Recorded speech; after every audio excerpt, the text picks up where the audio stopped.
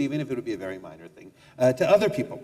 The other reason the government can reject an exemption is it can say, we have a compelling government interest, and there's no other way of effectively and cost-effectively serving this compelling government interest, other than by denying the exemption. So we have to deny the exemption in order to serve this compelling government interest. And one of the things that I think the Zubik case highlights is one thing that probably our mothers always told us is, you can ask for things, but the more you ask for, the more likely it is that they'll just say no. At some point, you ask for too much and you'll get nothing.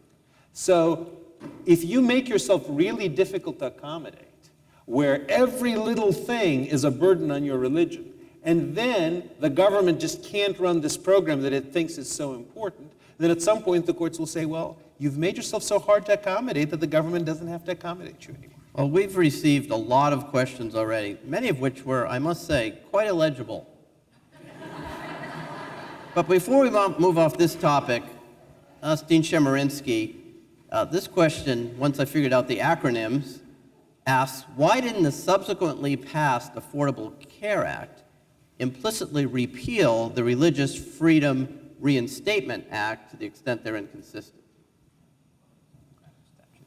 The Religious Freedom Restoration Act applies to all federal statutes unless there is an explicit exemption from it. And so all 9 of the justices were willing to consider whether the Religious Freedom Restoration Act protected the ability of Hobby Lobby to not provide insurance coverage. I don't think that, but if I can just add one thing. Let me just add one thing go ahead. I was trying to say earlier. Because I think one thing that you asked earlier that I just want to quickly, you said, your exact words was, these things could change. Yes. And Judge Very Kosinski articulate. then responded, These things could change. But what's important to note is these things could change because Justice Scalia is not on the court, depending on who replaces him. Hobby Lobby was a 5-4 decision with Justice Scalia in the majority. Recent cases with regard to the Establishment Clause, like a nativity scene in a federal park, the state of Arizona giving tuition credits to people who give money to parochial schools, were all 5-4 decisions with Justice Scalia in the majority.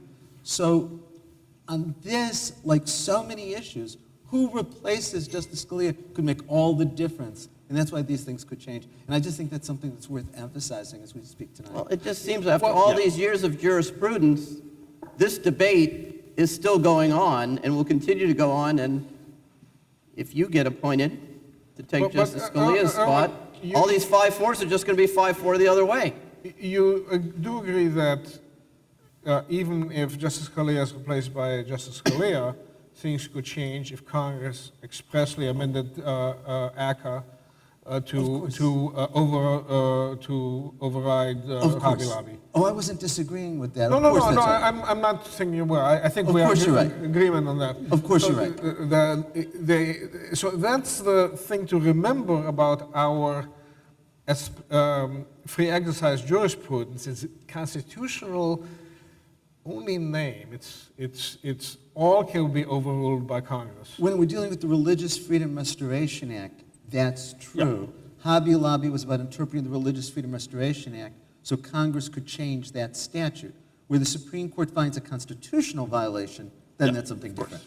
Well, speaking of constitutional violations and things changing, this question is an interesting one. That if Congress enacts a ban on Muslim immigration as initiated by President Trump. You laugh now.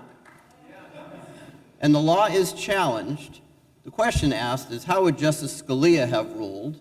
And let's take it 2 steps. How would Justice Scalia have ruled, and what do you think will happen in just such a scenario? Dean Chemerinsky, start it off.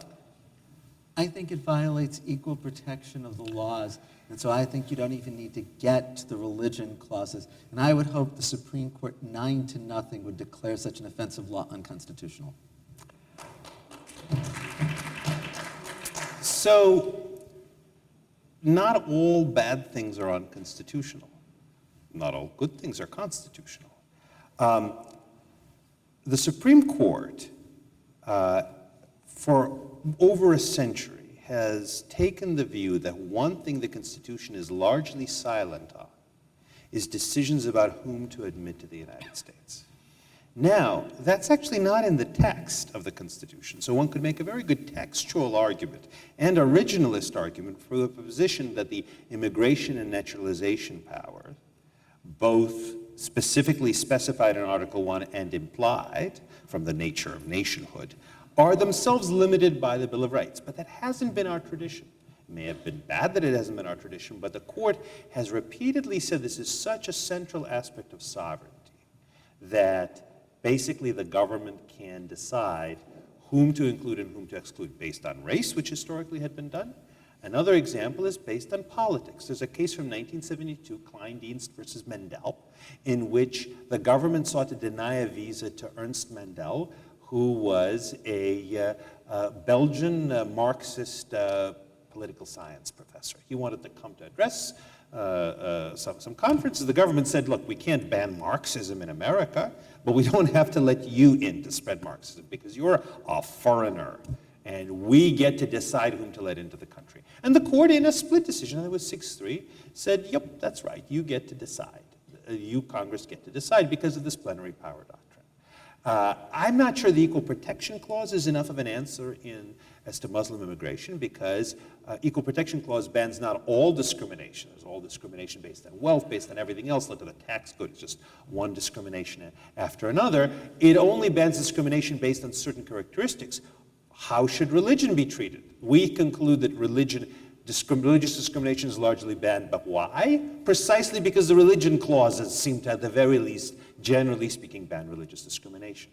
So if that's right, then it may be that what's allowed under the Free Speech Clause, which is to say the government excluding people based on their politics, something they can't do as to Americans or people in America, so the same thing would apply as to the Free Exercise Clause.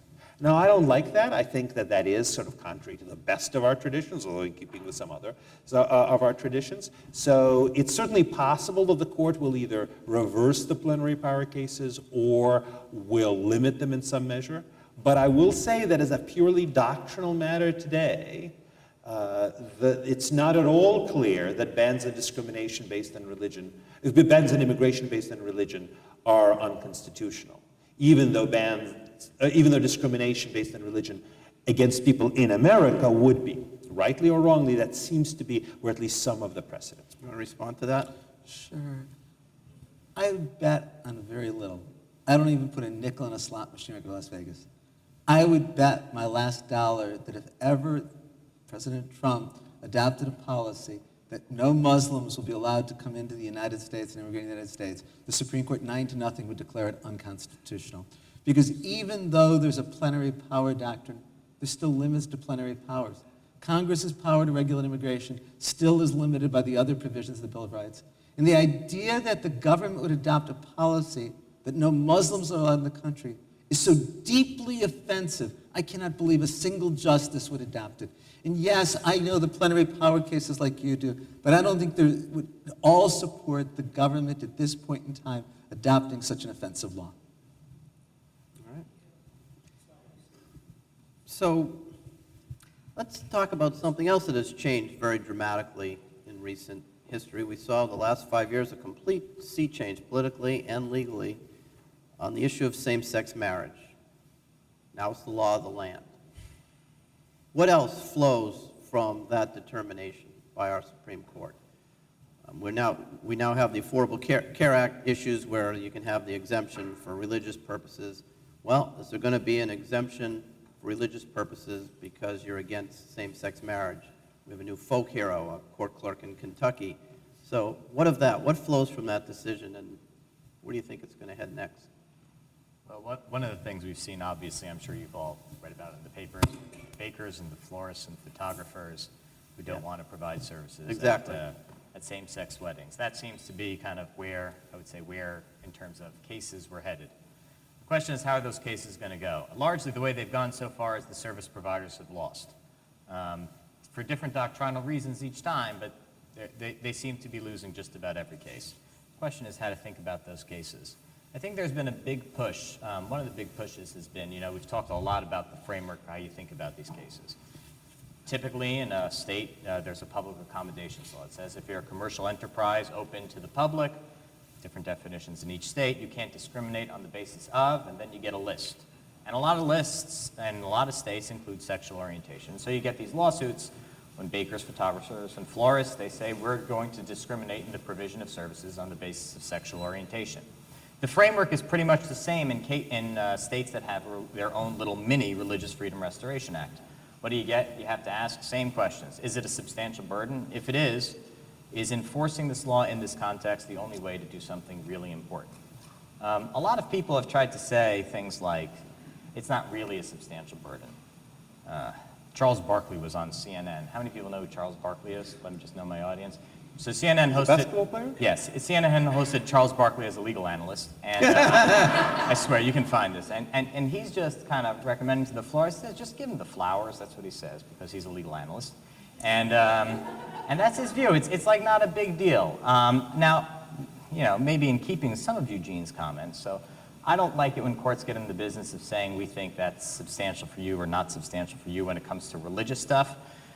Religions ask their people within their faith communities to do lots of weird things. I walk around with this circular thing on my head. I mean, that's strange. People all the time ask me what it is. Some people don't want to give people flowers. And I can't figure out for the life of me the theological basis, but that's not for me to decide. For me, the real question is going to be going forward, whether or not we as a political society, given that it theologically seems like or at least we shouldn't be questioning whether it's a substantial burden, what we should be asking is whether or not discrimination on the basis of sexual orientation is something really important that we can't allow. I have a sneaking suspicion that's where the cases are headed, that discrimination on the basis of sexual orientation is just not acceptable. Now, how do we deal with that in different contexts? I'm not sure, but if you're asking for trends, I too don't gamble much, although I will put a nickel in a slot machine if I go to Vegas. But I find it hard to believe going forward that courts are going to say things like, we don't think discrimination on the basis of sexual orientation is important enough to protect. I have to imagine courts around the country will in fact protect it. I don't. And I think the easy example, imagine that this florist had a religion that said it's against my religion to serve African Americans, or the baker said it's against my religion to bake cakes for African Americans. I have no doubt that that religious claim would lose.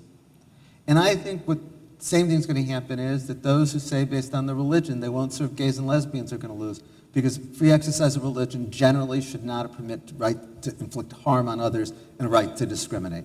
We can talk about the exceptions to that. I agree with that. That's what I was saying. Okay, Yeah. but I don't think it's But- going to be yeah. about it's not important to the religion, because I don't think courts can decide what's important to somebody's religion. Yeah. I think what the courts are going to ultimately say is that stopping discrimination is Too more important. important than religion. with you. Because we're not going to let somebody discriminate against blacks, we're not going to let them discriminate against gays and lesbians either. So then we agree. Yeah. So let me mention three things that are related to this. One is, because of the way this is all statutory, but also jurisdiction by jurisdiction, there's not one RFRA. There's a federal RFRA, Religious Freedom Restoration Act, that applies to federal laws.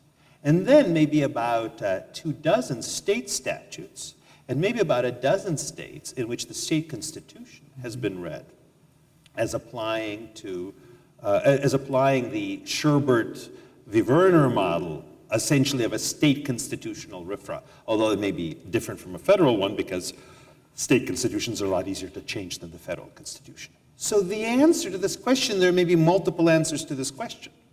Each state Supreme Court is the ultimate interpreter of its state RFRA, although it could be changed by the state legislature. It is the ultimate interpreter of its state constitution, although that could be changed by the voters. So it may be that some state courts will say people don't get exemptions because there's such a compelling interest in preventing sexual orientation discrimination. And other courts that will say people do get an exemption because if there's a compelling interest, there may be a compelling interest in helping people earn their livelihood or having access to services that they need access to or can't get otherwise. But there's no compelling interest in saying essentially when there are 30 florists around who offer pretty much the same services, and only one or only a few of them have these exemptions, because most of them say we're perfectly happy to take your money. There's no compelling interest in this kind of dignitary insistence that you have access to every single place. Now, you may think this is wrong, or you may think it's right, Or you may think there is no abstract right or wrong that can be easily determined, but it's going to be decided on a state-by-state basis. We mention a second related point, which is we had a hint of this, although now perhaps very different because it's a much less politically and emotionally salient things to people, area. But we had a hint of this in the early 1990s, actually in the 1990s and early 2000s. There were a bunch of landlords in states that banned housing discrimination based on marital status that refused to rent to opposite sex, unmarried couples, on the theory that we know what you're going to be doing in those apartments, and we think it's sinful, and we think it's sinful for us to be complicit in that by providing you the place for you to sexually sin. And if you look at what happened, California's Supreme Court split 3-3 on the issue, with a fourth vote turning on actually a complicated procedural point. I believe in Minnesota and Massachusetts, the claimants, the religious landlords won. In Alaska, they lost. In another state, they lost. In Illinois and Michigan, the landlords lost. And then when there was change in personnel on the court, it was overturned and they won. At least that's what happened in Michigan. So it may be that it's quite different, and you could say, well, marital status discrimination, not a big deal, no compelling interest. Sexual orientation discrimination, much more like race discrimination, compelling interest. Maybe, but that's just one data point. Let me close with one more thing. We're talking about religious freedom, but in some of these areas, there's also a free speech dimension. Let's take an extreme example. Imagine that somebody, a wedding singer, Adam Sandler, standing right before you. I'm sure Adam Sandler, if he were a wedding singer, would be very happy to sing at same-sex ceremonies. But imagine somebody who says, this is wrong. When I go to a place to sing, I am trying to convey a message that I believe this is a holy, wonderful thing that's happening. And it would violate my free speech rights, my right to be free from compelled speech, to require me, on pain of losing my livelihood or having to pay substantial fines, to require me to go and sing in praise of a ceremony that I think is actually unholy. That's not going to apply, I think, to the baker, because baking is not viewed as speech. I don't think it's going to apply to the florist, even though you can say it with flowers. It's not going to apply to the landlord, to the, let's say, the hotel owner or the limo driver. It would, I think, apply to the wedding singer. I think it actually should apply to the photographer. Because again, this person is being asked to create artistic expression, maybe commercial artistic expression, but there's still artistry and self-expression involved in wedding photography.